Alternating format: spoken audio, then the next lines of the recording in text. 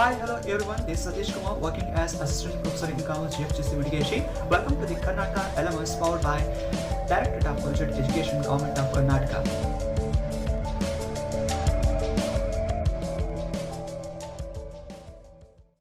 Hi, hello everyone. This is Satish Kumar. In this session, we are going to talk about the topics called functions of management, particularly controlling function. And in addition to that, we are going to discuss the qualities of a successful manager. So these are the contents which are taken away from the Fundamentals of Business Studies and Accountancy of BCom graduation for second semester. So let's start the session. Firstly, let's talk about controlling. It is the last function of management, and most importantly, if the planning is not perfect, if the planning fails, then obviously there will be a great need for controlling. So ಮೊದಲನೇದಾಗಿ ನಾವು controlling ಬಗ್ಗೆ ತಿಳ್ಕೊಳ್ಳೋಣ. Controlling ಅನ್ನೋದು management functions ಅಲ್ಲಿ last ಅಲ್ಲಿ ಬರುವಂತ ಒಂದು function.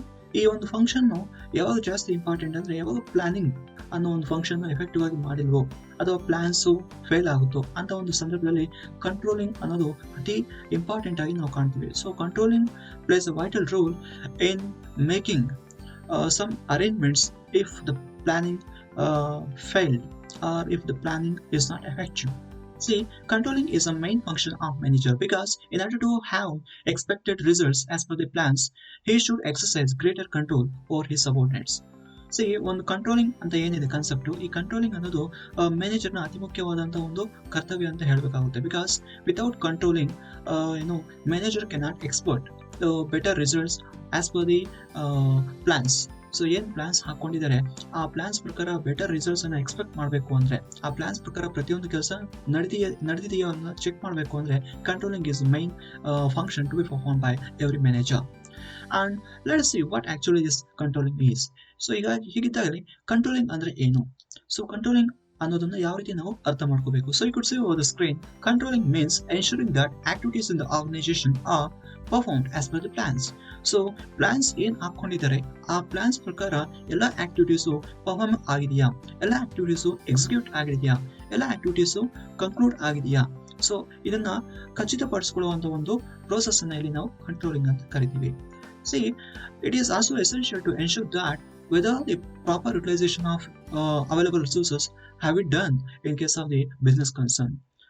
The controlling helps in ensuring that organization resources are effectively and efficiently utilized for the achievement of the predetermined goals. So predetermined goals ಏನಿದೆ ಆರ್ಗನೈಸೇಷನ್ ಅಲ್ಲಿ, ಸೊ ಆ ಗೋಲ್ಸ್ ಅನ್ನ achieve ಮಾಡುವಂತ ಸಂದರ್ಭದಲ್ಲಿ, ಅಚೀವ್ ಮಾಡುವಂತ ಒಂದು ಪ್ರೋಸೆಸ್ ಅಲ್ಲಿ ಇರುವಂತ ರಿಸೋರ್ಸಸ್ ಅನ್ನ ಎಫೆಕ್ಟಿವ್ ಆಗಿ ಎಫಿಷಿಯಂಟ್ ಆಗಿ ಬಳಕೆ ಆಗಿದೆಯಾ ಇಲ್ವಾ ಅಂತ ಪ್ರೋಗ್ರೆಸ್ ಚೆಕ್ ಮಾಡೋದಕ್ಕೆ ಕಂಟ್ರೋಲಿಂಗ್ ಅನ್ನೋದು ಅತಿ ಮುಖ್ಯ ಅಂತ ಹೇಳ್ಬೋದು. So and most importantly, controlling is needed at all the levels of management. It may be top level, middle level or low level. Whatever the level of management it may be, there should be a great need for the controlling, because in order to ensure effective performance of the activities as per the predetermined plans, in order to achieve the predetermined goals, there should be a great need for controlling. So controlling ಅನ್ನೋದು ಪ್ರತಿಯೊಂದು level of management ಅಲ್ಲಿ ಕೂಡ ಅತಿ ಮುಖ್ಯವಾಗಿ ಬೇಕಾಗುತ್ತೆ. So ಇರುವಂತ resources ನ effective ಆಗಿ ಬಳಕೆ ಮಾಡಿಕೊಂಡು ಆಸ್ ಪರ್ ದಿ ಪ್ಲಾನ್ಸ್ ಏನ್ ಹಾಕಿದ್ದಾರೆ ಆ ಪ್ಲಾನ್ಸ್ ಪ್ರಕಾರ ಎಲ್ಲ ಆಕ್ಟಿವಿಟೀಸು ನಡೀತಿದೆಯಾ ಇಲ್ವಾ ಅಂತ ಚೆಕ್ ಮಾಡೋದಕ್ಕೆ, ಮತ್ತೆ ಆ ಆಕ್ಟಿವಿಟೀಸು ಗೋಲ್ಸ್ ಅಚೀವ್ ಮಾಡೋದಕ್ಕೆ ಪೂರಕವಾಗಿದೆಯಾ, ಆ ಗೋಲ್ಸ್ ರೀಚ್ ಆಗುವ ಮಟ್ಟಿನಲ್ಲಿ ಆ ಆಕ್ಟಿವಿಟೀಸು ನಡೀತಿದೆಯಾ ಅನ್ನೋದನ್ನ ಚೆಕ್ ಮಾಡೋ ಒಂದು ಇಂಟೆನ್ಷನ್ ಅಲ್ಲಿ ಚೆಕ್ ಮಾಡುವಂತ ಒಂದು ಟಾಸ್ಕ್ ಅಲ್ಲಿ ಈ ಒಂದು ಕಂಟ್ರೋಲಿಂಗ್ ಅನ್ನೋದು ಅತಿ ಮುಖ್ಯವಾದಂತಹ ಪಾತ್ರವನ್ನ ವಹಿಸುತ್ತೆ. Now let us see one definition given by Kuntz and O'Donnell. So you could see over the screen. As per their definition, it goes like this: the measurement and correction of performance of activities of subordinates in order to make sure that enterprise objectives and plans devised to attain them are being accomplished. So in this definition, it is quite clear that for attaining the predetermined objectives and for executing the predetermined plans, there should be a need for measurement and correction of performance of activities of subordinates. So if we are going to measure and correct the performance of subordinate activities, then obviously we are going to attain the predetermined objectives. So there is a definition given by Kuntz and O'Donnell. See, Kuntz and O'Donnell ಅವರ ವ್ಯಾಖ್ಯಾನೆಯ ಪ್ರಕಾರ controlling ಅಂದ್ರೆ ಒಂದು measurement and correction of performance of activities of subordinates. So subordinates ಏನಿದ್ದಾರೆ ಅವರ ಒಂದು activities performance ಯಾವ ರೀತಿ ಇದೆ ಅನ್ನೋದನ್ನ ಮೆಜರ್ ಮಾಡೋದು ಮತ್ತೆ ಅದನ್ನ ಕರೆಕ್ಟ್ ಮಾಡೋದು, ಏನನ್ನ ಡಿವಿಯೇಷನ್ಸ್ ಇದೆ.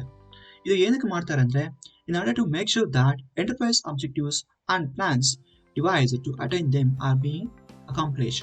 ಸೊ ಈ ಮೆಜರ್ಮೆಂಟು ಮತ್ತು ಕರೆಕ್ಷನ್ ಏನಕ್ಕೆ ಮಾಡಬೇಕಂದ್ರೆ ಏನು ಒಂದು ಖಚಿತಪಡಿಸ್ಕೊಳ್ಬೇಕಂತೆ. ಏನನ್ನು ಖಚಿತಪಡಿಸ್ಕೊಳೋದಂದ್ರೆ ಎಂಟರ್ಪ್ರೈಸ್ ಅಬ್ಜೆಕ್ಟಿವ್ಸು ಫುಲ್ಫಿಲ್ ಆಗಿದೆಯಾ, ಎಂಟರ್ಪ್ರೈಸ್ ಅಬ್ಜೆಕ್ಟಿವ್ಸು ಏನು ಅಕಂಪ್ಲಿಷ್ ಆಗಿದೆಯಾ, ಜೊತೆಗೆ ಆ ಪ್ಲಾನ್ಸ್ ಏನು ಹಾಕೊಂಡಿದೀವಿ ಅಬ್ಜೆಕ್ಟಿವ್ಸ್ ಅನ್ನ ಸಾಧಿಸೋದಕ್ಕೆ ಆ ಪ್ಲಾನ್ಸ್ ಏನು ಹಾಕೊಂಡಿದೀವಿ ಅದು ಕೂಡ ಪರ್ಫೆಕ್ಟ್ ಆಗಿ ಎಕ್ಸಿಕ್ಯೂಟ್ ಆಗಿದೆಯಾ ಅನ್ನೋದನ್ನ ಮೆಜರ್ ಮಾಡಿ ಅಂಡ್ ಇನ್ ಕೇಸ್ ಇದನ್ನ ಡಿವಿಯೇಷನ್ಸ್ ಇದ್ರೆ ಕರೆಕ್ಟ್ ಮಾಡಿದ್ರೆ ಅಂತ ಒಂದು ಎಂಟೈರ್ ಪ್ರೋಸೆಸ್ಗೆ ಇಲ್ಲಿ ಕಂಟ್ರೋಲಿಂಗ್ ಅಂತ ಕರೆದಿದ್ದಾರೆ ಕೂನ್ಸ್ ಅಂಡ್ ಓಟೋನೆಲ್ ಅವರು. ಸೊ ಇವರ ಒಂದು ವ್ಯಾಖ್ಯಾನ ಪ್ರಕಾರ ಇದು ಸಿಂಪಲ್ ಆಗಿದೆ. ದಟ್ ಮೀನ್ಸ್ ಕಂಟ್ರೋಲಿಂಗ್ ಅನ್ನೋದು ಪರ್ಫಾರ್ಮೆನ್ಸ್ ಅನ್ನ ಮೆಜರ್ ಮಾಡಿ ಮತ್ತೆ ಕರೆಕ್ಷನ್ ಮಾಡ್ಬೇಕಂತೆ. ಇದರಿಂದ ಏನಾಗುತ್ತೆ, ಒಂದು ಅಬ್ಜೆಕ್ಟಿವ್ಸ್ ಫುಲ್ಫಿಲ್ ಆಗ್ತಿದೆಯಾ, ಎಂಟರ್ಪ್ರೈಸ್ ಅಬ್ಜೆಕ್ಟಿವ್ಸು ಮತ್ತೆ ಹಾಕೊಂಡಿರುವಂಥ ಪ್ಲಾನ್ಸ್ ಇವು ಕರೆಕ್ಟಾಗಿ ಎಕ್ಸಿಕ್ಯೂಟ್ ಆಗಿ ಅಬ್ಜೆಕ್ಟಿವ್ಸ್ ಫುಲ್ಫಿಲ್ ಆಗ್ತಿದೆಯಾ ಅಂತ ಒಂದು ಖಚಿತಪಡಿಸ್ಕೊಳ್ಳೋದಕ್ಕೆ ಸಾಧ್ಯವಿದೆ. ಸೊ ಇಂಥ ಒಂದು ಪ್ರೋಸೆಸ್ ಅನ್ನು ನಾವಿಲ್ಲಿ ಕಂಟ್ರೋಲಿಂಗ್ ಅಂತ ಕರಿತೀವಿ as per Koontz and O'Donnell. See, accomplishment of organization goals is the main aim of every management. So ಯಾವುದೇ ಒಂದು ಮ್ಯಾನೇಜ್ಮೆಂಟ್ ತಗೊಳ್ಳಿ, ಸೊ ಅಲ್ಲಿ ಮೈನ್ ಅಬ್ಜೆಕ್ಟಿವ್ ಒಂದು ಏನು ಪ್ರೀ ಡಿಟರ್ಮೈನ್ಡ್ ಅಬ್ಜೆಕ್ಟಿವ್ಸ್ ಇಟ್ಕೊಂಡಿದ್ದಾರೆ, ಪ್ರೀ ಡಿಟರ್ಮೈನ್ಡ್ ಗೋಲ್ಸ್ ಇಟ್ಕೊಂಡಿದ್ದಾರೆ, ಅದನ್ನ ಅಚೀವ್ ಮಾಡೋದೇ ಆ ಮ್ಯಾನೇಜ್ಮೆಂಟ್ನ ಮೈನ್ ಗುರಿ ಆಗಿರುತ್ತೆ. It may be profit earning or building of reputation, whatever objective it may be. So ಅದನ್ನು ಅಚೀವ್ ಮಾಡೋದೇ ಪ್ರತಿ ಮ್ಯಾನೇಜ್ಮೆಂಟ್ನ ಒಂದು ಗುರಿ ಆಗಿರುತ್ತೆ. ಸೊ ಆ ರೀತಿ ಅಚೀವ್ ಮಾಡಬೇಕಂದ್ರೆ there should be a great need for the control. Now let's see what's the importance of controlling or what are the advantages of controlling. So controlling ಏನೆಲ್ಲ advantages ಅಥವಾ ಅದರ ಮಹತ್ವ ಏನು ಅನ್ನೋದನ್ನ ಈಗ ನಾವು ನೋಡೋಣ. So you could see over the screen, the first thing is accomplishing the organization goals. See, when you are going to exercise excessive and proper control over your subordinates, obviously there will be a great chance for accomplishing the predetermined goals. When the manager is going to have the control over his subordinates, he can check the progress of the execution of plans. So plans execution correct ಆಗಿ ನಡೀತಿದೆಯಾ, objectives attainment ಅಲ್ಲಿ objectives ನ ಸಾಧಿಸುವ ನಿಟ್ಟಿನಲ್ಲಿ ಹಾಕೊಂಡಿರುವಂತಹ plants execution ನಡೀತಿದೆಯಾ ಅಂತ ಖಚಿತಪಡಿಸ್ಕೋಬಹುದಾಗಿದೆ manager. So ಇಲ್ಲಿ ಈ ರೀತಿ ಕಂಟ್ರೋಲಿಂಗ್ ಅನ್ನ ಹಾಕೋ ಮುಖಾಂತರ ಅಥವಾ ಕಂಟ್ರೋಲಿಂಗ್ ಅನ್ನ ಎಕ್ಸರ್ಸೈಸ್ ಮಾಡೋ ಮುಖಾಂತರ ಮ್ಯಾನೇಜರು ತನ್ನ ಅಬ್ಜೆಕ್ಟಿವ್ಸ್ ಅಂದ್ರೆ ಆರ್ಗನೈಸೇಷನ್ ಅಬ್ಜೆಕ್ಟಿವ್ಸ್ ಅಚೀವ್ ಆಗ್ತಿದೆಯಾ ಇಲ್ವಾ ಅನ್ನೋದ ಖಚಿತಪಡಿಸ್ಕೋಬಹುದು. ಇನ್ ಕೇಸ್ ಏನಾದರೂ ರೆಮಿಡಿಯಲ್ ಮೆಷರ್ಸ್ ಬೇಕಿದ್ರೆ, ಏನಾದರೂ ಡೆವಿಯೇಷನ್ಸ್ ಇದ್ದು ರೆಮಿಡಿಯಲ್ ಅಥವಾ ಕರೆಕ್ಟಿವ್ ಮೆಷರ್ಸ್ ಹಾಕೋಬೇಕು ಅಂದ್ರೆ ಅದನ್ನ ಇಮಿಡಿಯೇಟ್ ಆಗಿ ಆತ ಅಡ್ಜಸ್ಟ್ ಮಾಡ್ಕೊಂಡು, ದಟ್ ಮೀನ್ಸ್ ರೆಮಿಡಿಯಲ್ ಆಕ್ಷನ್ಸ್ ಅನ್ನು ತಗೊಂಡು ಆತ ಏನು ಅಬ್ಜೆಕ್ಟಿವ್ಸ್ ಅಟೈನ್ ಮಾಡುವಂತ ನಿಟ್ಟಿನಲ್ಲಿ ತನ್ನ ಒಂದು ಸಬಾರ್ಡಿನೇಟ್ಸ್ ಆಕ್ಟಿವಿಟೀಸ್ ಪರ್ಫಾರ್ಮೆನ್ಸ್ ಅನ್ನ ಅವರು ಡೈರೆಕ್ಟ್ ಮಾಡ್ಬೋದು. ಸೊ ಇದರಿಂದ ಏನಾಗುತ್ತೆ, there will be a great chance for accomplishment of the organization objectives. And the next thing is judging accuracy of standards. It enables a manager to judge whether the standards which have been adopted are accurate or not. So controlling ಅನ್ನೋದು ಮ್ಯಾನೇಜರ್ಗೆ ಹಾಕೊಂಡಿರುವಂಥ standards accurate ಆಗಿದೆಯಾ ಅಂತ ಅಥವಾ ಇಲ್ವಾ ಅನ್ನೋದನ್ನ ತಿಳಿಸುತ್ತೆ. ಯಾಕಂದ್ರೆ ಇಲ್ಲಿ controlling always keeps a check on the progress of the activities and always keep an eye on the changes that are possibly happening in the business concern. So business concern ಅಲ್ಲಿ ಹಾಕ್ತಿರುವಂಥ changes, it may be internal or external changes. So ಆ ಚೇಂಜಸ್ಗೆ ಅನುಗುಣವಾಗಿ ಹಾಕೊಂಡಿರುವಂಥ standards accurate ಆಗಿ ಇದೆಯಾ ಇಲ್ವಾ ಅಂತ check ಮಾಡೋದಕ್ಕೆ ಕಂಟ್ರೋಲಿಂಗ್ ಅನ್ನೋದು ಮ್ಯಾನೇಜರ್ಗೆ ಹೆಲ್ಪ್ ಮಾಡುತ್ತೆ. And the next one is making efficient use of resources. With the help of controlling, it is possible for a manager to avoid unnecessary activities and reduce the wastage and spoilage of the resources in the organization, because each and every activity in the organization will be executed as per the predetermined standards and plans. So this ensures effective utilization of the resources in the organization. So controlling the manager ಏನ್ ಮಾಡ್ಬೋದಂದ್ರೆ ಪ್ರತಿಯೊಂದು activity ಕೂಡ plan ಪ್ರಕಾರ execute ಆಗ್ತಿದೆಯಾ ಇಲ್ವಾ ಅಂತ check ಮಾಡಬಹುದಾಗಿದೆ. So ಇದರಿಂದ ಏನಾಗುತ್ತೆ, unnecessary activities, unnecessary wastage and spoilage of resources avoid ಮಾಡಬಹುದು. And this ensures effective utilization of resources in the organization. ಇದರಿಂದ ಇರುವಂತಹ resources, it may be man, material or machinery, ಏನು ರಿಸೋರ್ಸಸ್ ಇದೆಯೋ ಅದನ್ನು ಎಫೆಕ್ಟಿವ್ ಆಗಿ ಏನು ಆರ್ಗನೈಸೇಷನ್ ಗೋಲ್ಸ್ ನ achieve ಮಾಡೋ ನಿಟ್ಟಿನಲ್ಲಿ ಬಳಕೆ ಮಾಡ್ತಿದ್ದೀರಾ ಇಲ್ವಾ ಅಂತ ಖಚಿತಪಡಿಸೋದಕ್ಕೆ ಒಂದು ಸೂಕ್ತವಾದಂತಹ ಮಾರ್ಗ ಅಂತ ಇದು ಹೇಳಬಹುದು. And the next one is improving employee motivation. See, a good control system enables each and every employee to know what they are expected to do and what are the standards of performance on the basis of which they will be appraised. So ಯಾವಾಗ ಒಂದು good control system ಇರುತ್ತೋ ಅಂತ ಒಂದು ಸಂಸ್ಥೆಯಲ್ಲಿ ಪ್ರತಿಯೊಬ್ಬ ವರ್ಕರ್ಗೂ ತನ್ನಿಂದ ಏನು expectation ಇದೆ, ಮ್ಯಾನೇಜರ್ ಏನೆಲ್ಲ ಎಕ್ಸ್ಪೆಕ್ಟ್ ಮಾಡ್ತಿದ್ದಾನೆ ಅಂತ ತಿಳ್ಕೋಬಹುದಾಗಿದೆ. ಜೊತೆಗೆ ಯಾವ ಒಂದು ಸ್ಟ್ಯಾಂಡರ್ಡ್ಸ್ ಮೇಲೆ, ಯಾವ ಒಂದು ಸ್ಟ್ಯಾಂಡರ್ಡ್ಸ್ ಆಫ್ ಪರ್ಫಾರ್ಮೆನ್ಸ್ ಮೇಲೆ ತಮಗೆ ಪ್ರಮೋಷನ್ ಆಗಲಿ ಅಥವಾ ಏನು ಬೋನಸ್ಸು ಅಥವಾ ಬೇರೆ ಪರ್ಫಾರ್ಮೆನ್ಸ್ ಅಪ್ರೈಸಲ್ ಸಿಗುತ್ತೆ ಅನ್ನೋದನ್ನ ಪ್ರತಿಯೊಬ್ಬ ಎಂಪ್ಲಾಯಿ ತಿಳ್ಕೊಬಹುದಾಗಿದೆ. ಇದರಿಂದ ಏನಾಗುತ್ತೆ, ಎಂಪ್ಲಾಯಿಯ ಒಂದು ಮನಸ್ಸಿನಲ್ಲಿ ಇನ್ನ ಹೆಚ್ಚಾಗಿ ಕೆಲಸ ಮಾಡಬೇಕು, ಇನ್ನ ದಕ್ಷತೆಯಿಂದ ಇನ್ನ ಕಮಿಟೆಡ್ ಆಗಿ ಕೆಲಸ ಮಾಡಬೇಕು ಅನ್ನೋ ಒಂದು ಫೀಲ್ ಬರುತ್ತೆ. So it leads to improving the employee motivation for the successful accomplishment of the organization goals ಅಂತ ಹೇಳ್ಬಹುದು. And the next one is ensuring order and discipline. See, with the help of a good control system, it is possible for a manager to have a greater order and good discipline in the business concern, because each and every activity of the subordinates will be keenly monitored by and controlled by the manager, so that it leads to avoidance of the dishonest behavior in the business concern. So business concern ನಲ್ಲಿ ಒಂದು ಒಳ್ಳೆಯ discipline ಅನ್ನ, ಒಂದು ಒಳ್ಳೆಯ order ಅನ್ನ ಇದು ಸಾಧಿಸೋದಕ್ಕೆ ಈ ಒಂದು ಕಂಟ್ರೋಲ್ ಸಿಸ್ಟಮ್ ಹೆಲ್ಪ್ ಮಾಡುತ್ತೆ ಅಂತ ಹೇಳ್ಬೋದು. ಬಿಕಾಸ್ ಪ್ರತಿಯೊಂದು ಆಕ್ಟಿವಿಟಿ, ಪ್ರತಿಯೊಬ್ಬ ಎಂಪ್ಲಾಯಿನ ಆಕ್ಟಿವಿಟಿ ಇಲ್ಲಿ ಅಬ್ಸರ್ವೇಷನ್ ಅಲ್ಲಿ ಇರುತ್ತೆ. ಪ್ರತಿಯೊಬ್ಬ ಎಂಪ್ಲಾಯಿ ಆಕ್ಟಿವಿಟಿ ಕೂಡ ಮ್ಯಾನೇಜರು ಕಂಟ್ರೋಲ್ ಮಾಡ್ತಾ ಇರ್ತಾರೆ. ಬಿಕಾಸ್ ಪ್ಲಾನ್ ಪ್ರಕಾರ ಇರುವಂತಹ ಆಕ್ಟಿವಿಟೀಸು ಎಕ್ಸಿಕ್ಯೂಷನ್ ಇದೆಯಾ ಇಲ್ವಾ, ಆಗ್ತಿದೆಯಾ ಇಲ್ವಾ, ಆರ್ಗನೈಸೇಷನ್ ಗೋಲ್ಸು ಅಚೀವ್ ಮಾಡುವ ನಿಟ್ಟಿನಲ್ಲಿ ಪ್ಲಾನ್ಸ್ ಎಕ್ಸಿಕ್ಯೂಷನ್ ನಡೀತಿದೆಯಾ ಇಲ್ವಾ ಅಂತ ಮ್ಯಾನೇಜರ್ ಇಲ್ಲಿ ಚೆಕ್ ಮಾಡ್ತಾ ಇರ್ತಾರೆ. ಪ್ರೋಗ್ರೆಸ್ ಅನ್ನ ಅವರು ಸ್ಕ್ರೂಟಿನಿ ಮಾಡ್ತಿರ್ತಾರೆ. ಸೊ ಇದರಿಂದ ಏನಾಗುತ್ತೆ, ಪ್ರತಿಯೊಬ್ಬ ಎಂಪ್ಲಾಯಿ ಆಕ್ಟಿವಿಟಿ ಕೂಡ ಏನು ಅಬ್ಸರ್ವೇಷನ್ ಅಲ್ಲಿ ಇಟ್ಟಿರ್ತಾರೆ. ಸೊ ಅವರ ಆಕ್ಟಿವಿಟೀಸು ಪ್ಲಾನ್ ಎಕ್ಸಿಕ್ಯೂಷನ್ ನಿಟ್ಟಿನಲ್ಲಿ ಇದೆಯಾ ಇಲ್ವಾ ಅಂತ ಚೆಕ್ ಮಾಡೋದಕ್ಕೆ ಇದು ಅನುಕೂಲ ಆಗುತ್ತೆ. ಸೊ ಇದರಿಂದ ಏನಾಗುತ್ತೆ, ಪ್ರತಿಯೊಬ್ಬ ಎಂಪ್ಲಾಯಿಯ ಆಕ್ಟಿವಿಟಿ ಕೂಡ ಡಿಸಿಪ್ಲಿನ್ ಮ್ಯಾನರ್ ಅಲ್ಲಿ ಇದೆಯಾ ಇಲ್ವಾ ಅಂತ ಎನ್ಶೂರ್ ಮಾಡ್ಕೊಳ್ಳೋದಕ್ಕೂ ಇದು ಸಹಾಯವಾಗುತ್ತೆ. ಇನ್ನ ಸಿಂಪಲ್ ಆಗಿ ಹೇಳ್ಬೇಕಂದ್ರೆ ಡಿಸಾನೆಸ್ಟ್ ಬಿಹೇವಿಯರ್ ಇಲ್ಲಿ ಎಲಿಮಿನೇಟ್ ಆಗುತ್ತೆ. So controlling system results in avoidance of the dishonest behavior on the part of the employees in the business concern. So that's the biggest advantage that we can see in case of the controlling system. And the next one is facilitating coordination in action. With the help of good control system, it is possible for a manager to have the coordination of all the departments towards attainment of the overall objectives of the organization. So ಒಂದು business concern ನಲ್ಲಿ ಏನು ಗುರಿಗಳಿದೆ, ಉದ್ದೇಶಗಳಿದೆ, ಅವನ್ನ ಸಾಧಿಸುವ ನಿಟ್ಟಿನಲ್ಲಿ ಎಲ್ಲಾ departments ಕೆಲಸ ಮಾಡ್ತಿದೆಯಾ, ಎಲ್ಲಾ departments ನ performance as per the plans execution ಆಗ್ತಿದೆಯಾ ಇಲ್ವಾ ಅಂತ ಚೆಕ್ ಮಾಡ್ತಾ ಎಲ್ಲಾ ಡಿಪಾರ್ಟ್ಮೆಂಟ್ ನ ಆಕ್ಟಿವಿಟೀಸ್ ಅನ್ನ ಕೋಆರ್ಡಿನೇಟೆಡ್ ಮ್ಯಾನರ್ ಅಲ್ಲಿ ಗೋಲ್ಸ್ ಅನ್ನ ರೀಚ್ ಆಗುವ ಒಂದು ನಿಟ್ಟಿನಲ್ಲಿ ನಡೆಸುವುದಕ್ಕೆ ಈ ಕಂಟ್ರೋಲಿಂಗ್ ಸಿಸ್ಟಮ್ ಹೆಲ್ಪ್ ಮಾಡುತ್ತೆ.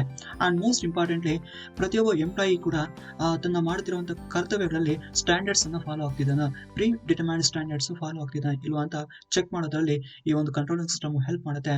So controlling system ultimately leads to having coordination of all the activities of all the departments towards the attainment of the organization goals. So ಒಂದು ಸಂಸ್ಥೆಯ ಉದ್ದೇಶಗಳನ್ನ ಅಥವಾ ಗುರಿಗಳನ್ನ ಸಾಧಿಸುವ ನಿಟ್ಟಿನಲ್ಲಿ ಎಲ್ಲಾ ಡಿಪಾರ್ಟ್ಮೆಂಟ್ಸ್ ಕೆಲಸ ಮಾಡ್ತಿದೆಯಲ್ವಾ ಅಂತ ಚೆಕ್ ಮಾಡ್ತಾ ಎಲ್ಲಾ ಡಿಪಾರ್ಟ್ಮೆಂಟ್ಸ್ ಕೆಲಸಗಳು ಕೋಆರ್ಡಿನೇಟ್ ಆಗಿ ನಡೆಸ್ಕೊಡ್ತಾ ಗೋಲ್ಸ್ ಅನ್ನ ರೀಚ್ ಆಗುವ ಒಂದು ನಿಟ್ಟಿನಲ್ಲಿ ಕಂಟ್ರೋಲಿಂಗ್ ಸಿಸ್ಟಮ್ ಹೆಲ್ಪ್ ಮಾಡುತ್ತೆ ಅಂತ ಹೇಳಬಹುದು. Now let us see what are the qualities of a successful manager. ಒಬ್ಬ ಸಕ್ಸಸ್ಫುಲ್ ಮ್ಯಾನೇಜರ್ನ ಕ್ವಾಲಿಟೀಸ್ ಯಾವ ರೀತಿ ಇರುತ್ತೆ ಅನ್ನೋದನ್ನ ನಾವೀಗ ನೋಡೋಣ. See, a good manager is a man who does not worry about his career but rather the career of his subordinates ಅಂತ famous HSN ಬಾನ್ ಅವರು ಹೇಳಿದ್ದಾರೆ.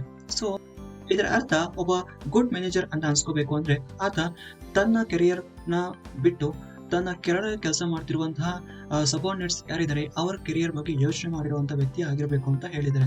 ಅಂದ್ರೆ ಇನ್ನ ಸಿಂಪಲ್ ಆಗಿ ನಾವು ಹೇಳೋದಾದ್ರೆ ಒಬ್ಬ ಗುಡ್ ಮ್ಯಾನೇಜರ್ ಅಂತ ಅನ್ಸ್ಕೋಬೇಕು ಅಂದ್ರೆ ಆತ ತನ್ನ ಬಗ್ಗೆ ಯೋಚನೆ ಮಾಡ್ದಿರಾ ತನ್ನ ಕೆಳಗಡೆ ಕೆಲಸ ಮಾಡ್ತಿರುವಂತಹ ಸಬಾರ್ಡಿನೇಟ್ಸ್ ಯಾರಿದ್ರು ಅವರ ಬಗ್ಗೆ ಯೋಚನೆ ಮಾಡುವಂತಹ ವ್ಯಕ್ತಿ ಆಗಿರ್ಬೇಕು ಅಂತ ಹೇಳಿದ್ದಾರೆ ದ ಫೇಮಸ್ HSM ಬರ್ನ್ಸ್ ಅವರು.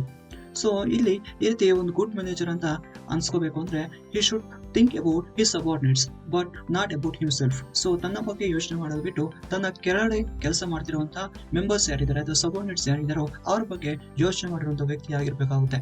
So apart from that you could see over the screen there are a number of qualities that I have quoted. So let us see one by one.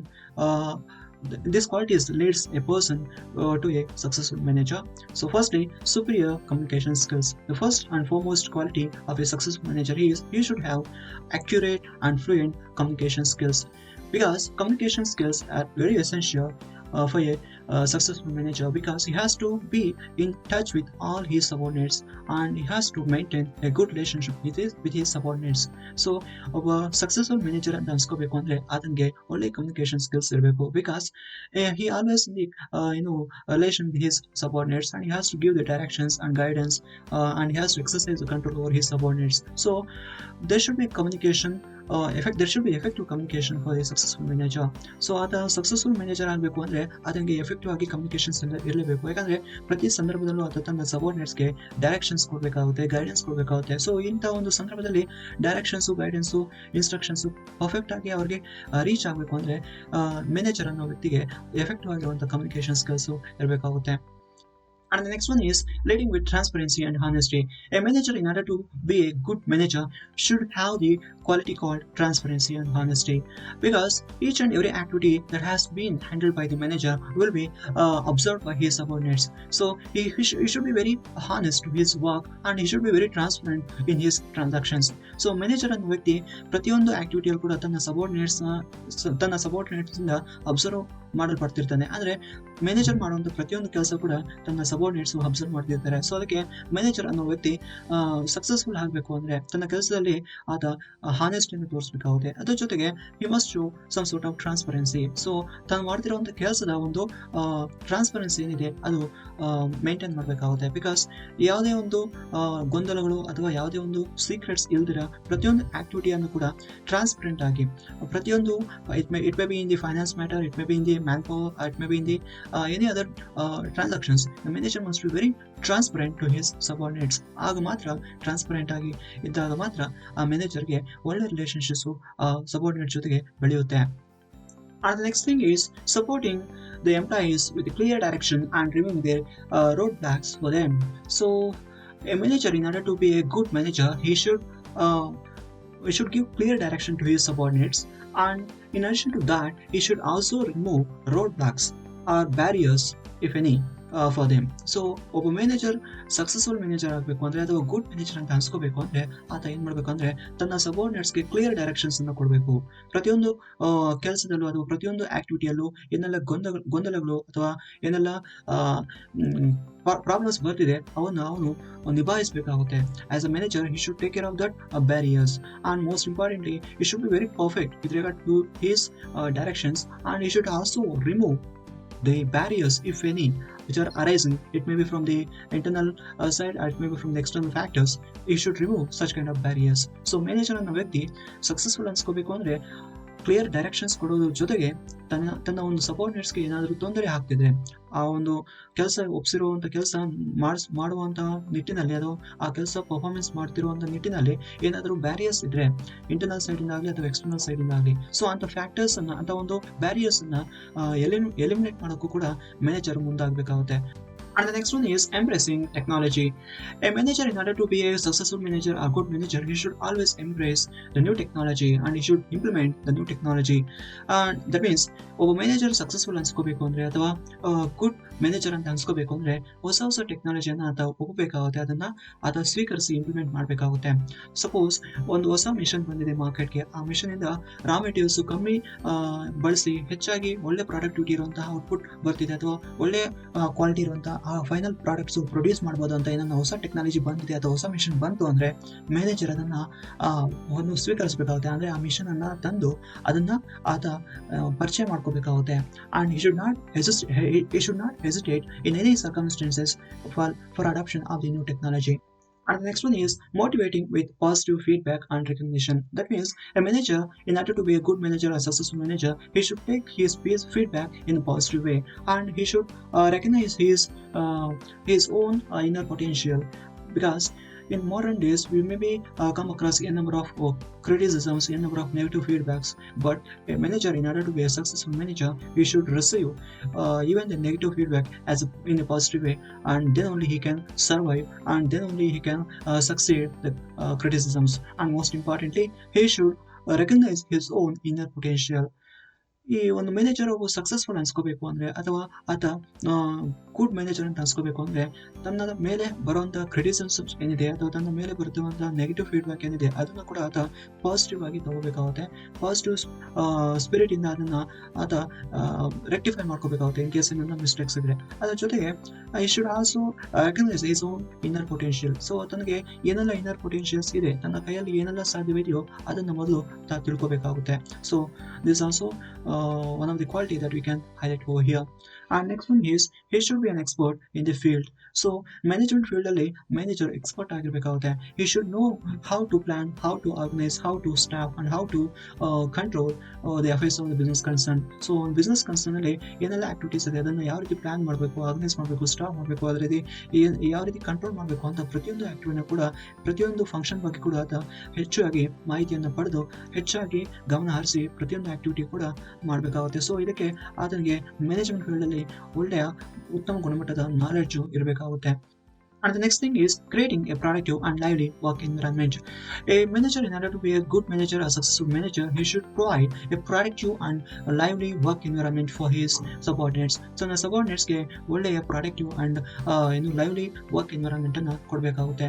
So ಇದು ಯಾವ ರೀತಿ ಸಾಧ್ಯ ಅಂದ್ರೆ by having close contact with his subordinates and by having spare time with his subordinates, or by celebrating birthdays and other occasions for his employees, or by having humor with his employees, like that. So ಒಬ್ಬ manager close ಆಗಿ ತಮ್ಮ subordinates ಜೊತೆಗೆ mingle ಆಗೋದಾಗ್ಲಿ, ಅಥವಾ ತನ್ನ ಸಬಾರ್ಡಿನೇಟ್ಸ್ನ birthday celebration ಮಾಡೋದಾಗ್ಲಿ, ಅಥವಾ ತಮ್ಮ subordinates ಜೊತೆಗೆ ಹ್ಯೂಮರ್ ಅಂದರೆ ಲೀಜರ್ ಟೈಮಲ್ಲಿ ಅಥವಾ ಫ್ರೀ ಟೈಮಲ್ಲಿ ಖುದ್ದಾಗಿ ಮಾತನಾಡಿ ಒಂದು ಖುಷಿಯಾಗಿ ಇರೋದಾಗ್ಲಿ, ಇವೆಲ್ಲ ಕೂಡ ಮಾಡೋದ್ರಿಂದ ಏನಾಗುತ್ತೆ, ಆ ವರ್ಕ್ ಎನ್ವೈರನ್ಮೆಂಟು ಲೈವ್ಲಿ ಆಗಿರುತ್ತೆ. And it also leads to a great sense of commitment ಅಂತ ಹೇಳ್ಬೋದು. ಬಿಕಾಸ್ ಅಂತ ಒಂದು ವರ್ಕ್ ಎನ್ವೈರನ್ಮೆಂಟ್ ಲೈವ್ಲಿ ಆಗಿರುತ್ತೆ. ಆ್ಯಂಡ್ ಎಂಪ್ಲಾಯೀಸ್ಗೆ ಅದೊಂದು ಇನ್ನೂ ಲಾಯಲ್ ಆಗಿ ಇನ್ನೂ ಎಫೆಕ್ಟಿವ್ ಆಗಿ ಕೆಲಸ ಮಾಡಬೇಕು, ನಮ್ಮ ಮ್ಯಾನೇಜರ್ಗೆ ಒಳ್ಳೆಯ ಹೆಸರನ್ನು ತಂದು ಕೊಡಬೇಕು ಅನ್ನೋ ಒಂದು ನಿಟ್ಟಿನಲ್ಲಿ ಕೆಲಸ ಮಾಡೋದಕ್ಕೆ ಇದು ಹೆಲ್ಪ್ ಆಗುತ್ತೆ. So manager should provide such kind of lively work environment to his subordinates, and most importantly trusting the employees. Manager should trust his employees, because the employees are subordinates who are working under the manager are the real assets for the manager. So he should trust his employees. Then only there will be a team spirit among the workers or employees. So ಇಲ್ಲಿ workers ನ ಅಥವಾ employees ನ first ನಂಬಬೇಕಾಗುತ್ತೆ manager. So ತನ್ನ ಕೆಳಗಡೆ ಏನೆಲ್ಲ ಕೆಲಸ ಮಾಡ್ತಿದ್ದಾರೆ, so ಅವ್ರನ್ನ ಫಸ್ಟ್ ಮ್ಯಾನೇಜರ್ ನಂಬಬೇಕು. ಸೊ ಟ್ರಸ್ಟ್ ಅವರ ಮೇಲೆ ಇಡಬೇಕಾಗುತ್ತೆ. ಸೊ ಈ ರೀತಿ ಇಡೋದ್ರಿಂದ ಏನಾಗುತ್ತೆ, ಎಂಪ್ಲಾಯೀಸ್ಗೆ ಇನ್ನೂ ಎಫೆಕ್ಟಿವ್ ಆಗಿ ಕೆಲಸ ಮಾಡಬೇಕು, ಇನ್ನು ಟೀಮ್ ಸ್ಪಿರಿಟ್ ಅನ್ನ ಇನ್ಕ್ರೀಸ್ ಮಾಡೋ ನಿಟ್ಟಿನಲ್ಲಿ ಇದು ಹೆಲ್ಪ್ ಮಾಡುತ್ತೆ ಅಂತ ಹೇಳಬಹುದು. So these R the qualities of A successful manager. These are about today's session. In this session, we have studied controlling as a function of management, and most importantly, we have also seen what are the qualities of a successful manager. So, ಇವತ್ತಿನ session ನಲ್ಲಿ ನಾವು management ಅಲ್ಲಿ ಇರುವಂತಹ controlling function ಬಗ್ಗೆ ತಿಳ್ಕೊಂಡ್ವಿ. ಜೊತೆಗೆ ನಾವು qualities, ಒಬ್ಬ ಮ್ಯಾನೇಜರು ಸಕ್ಸಸ್ಫುಲ್ ಆಗಬೇಕಂದ್ರೆ ಏನೆಲ್ಲ ಕ್ವಾಲಿಟೀಸ್ ಬೇಕಾಗಿದೆ ಅನ್ನೋದ್ರ ಬಗ್ಗೆ ತಿಳ್ಕೊಂಡ್ವಿ. So these are about today's session, and these are my references. If you want to study much about these references, just go through this. In the next session, I'll be back with one more interesting content. Until then, keep smiling. This is Sadesh Kumar signing out.